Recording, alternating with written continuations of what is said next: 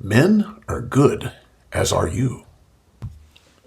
Men are indeed good, as are you, and fathers are essential. You know, recently Warren Farrell wrote an op-ed in Florida Politics about the damages and dangers of fatherlessness and the benefits and blessings of having dads around. It's a succinct look at this whole problem, and let's have Warren tell us the story. Florida tackles divorce's damage. When the women's movement resurfaced in the late 1960s, I fought for an expansion of opportunities for women and girls by serving on the board of the National Organization for Women in New York City. A half century later, I'm really proud of the progress that women have made, but sad that we have ignored the boy crisis in both the U.S. and globally that has grown in its wake. When I did the research for what became the boy crisis, I initially investigated 10 causes. They led me to discover that the boy crisis resides where dads do not reside. The boy crisis is then caused predominantly by a fatherhood crisis. Florida is in the process of becoming the nation's pioneer in the reversal of this crisis. Its House and Senate are the first in the nation to address that underlying cause with two legislative solutions. First, funding programs to mitigate the fatherhood crisis, and second, by addressing one of the primary causes of the fatherhood crisis, divorces that lead to courts depriving children of equal access to their own dad. But let's not get ahead of ourselves.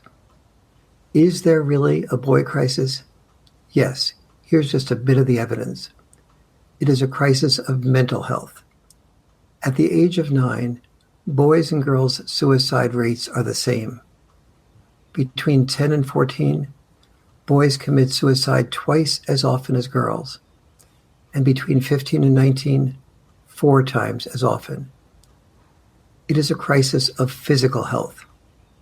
Boys and men are dying earlier in 14 out of 15 of the leading causes of death. And young men's sperm counts have dropped 60%, affecting both sexes' ability to have children. It is a crisis of education. In the 53 largest developed nations, boys are falling behind girls in almost every academic subject, especially in reading and writing, the biggest predictors of success. Boys will be only half as likely to graduate from college as girls. Think of that from the girl point of view. Most college graduate females want college graduate males. It is a crisis of shame. Boys who hear that masculinity is toxic, see dads on TV as bumbling fools, and hear in junior high that the future is female, that doesn't inspire boys to feel inspired for their future.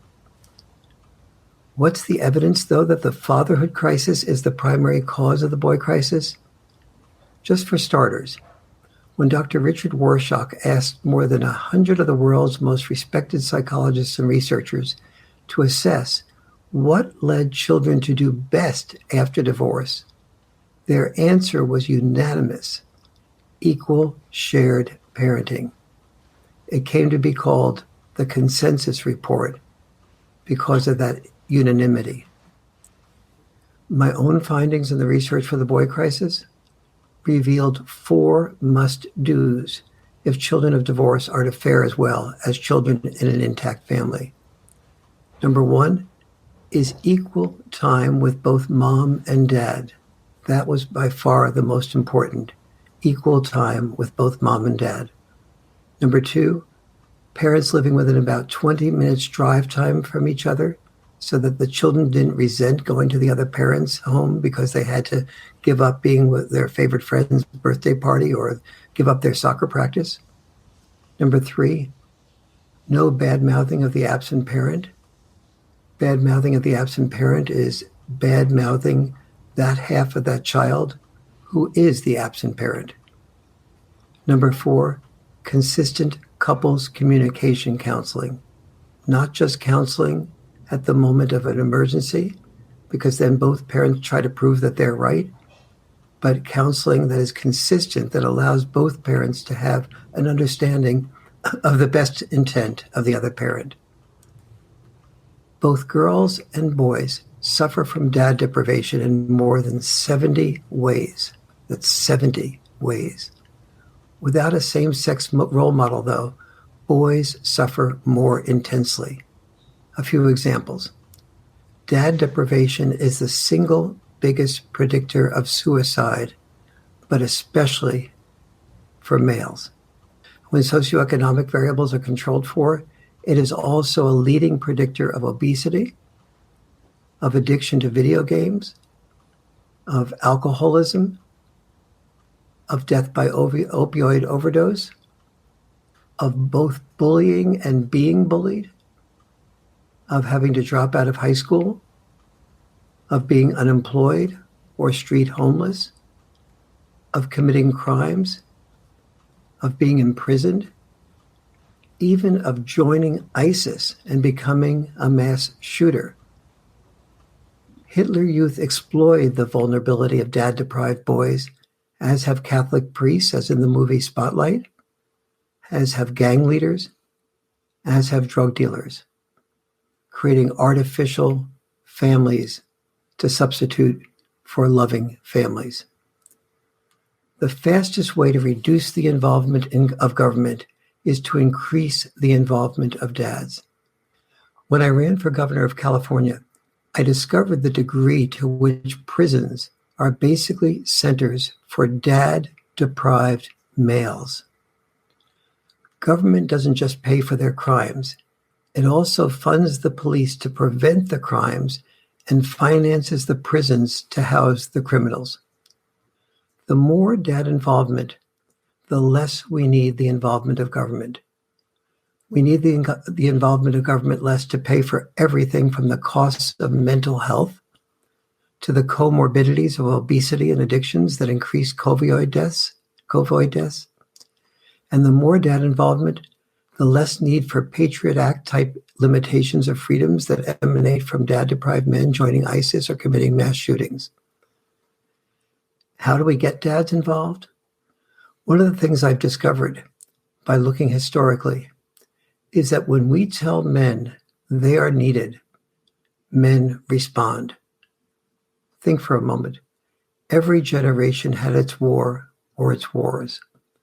When we told men that Uncle Sam needed those men, men responded by being willing to die so that the rest of us could survive. But since we've traditionally told moms that they were needed to raise children while dads raised money, dads now need to know exactly why they are also needed in the family.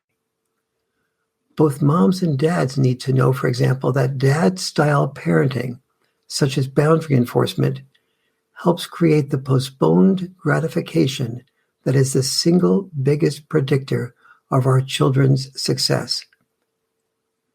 Dads need to know that moms know this, that moms know that boundary enforcement, for example, when integrated with dad-style parenting, such as roughhousing, counterintuitively increases children's empathy. That's right.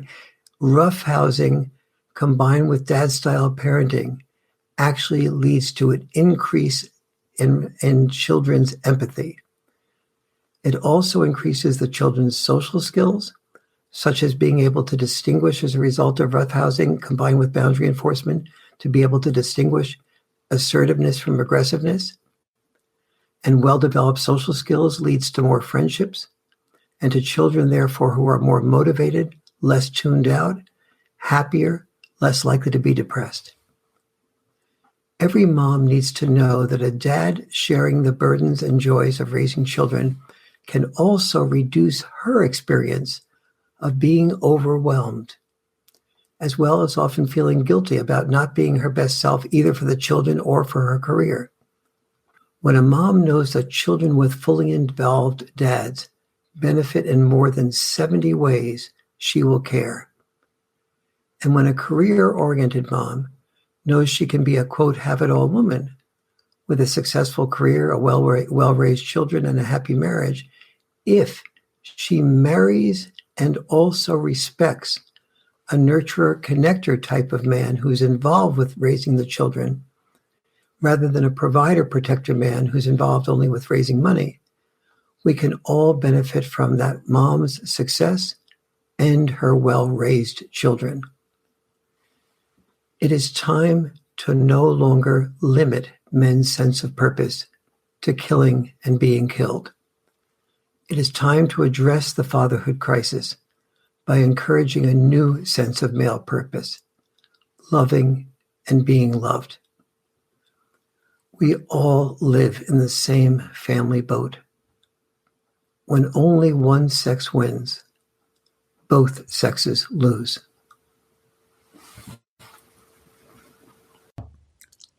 You can find Warren Farrell at warrenfarrell.com or on Twitter at Dr. Warren Farrell, or Warren also posts at menaregood.com.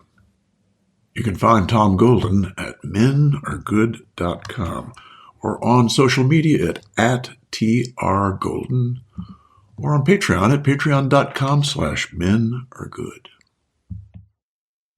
Men are good, as are you.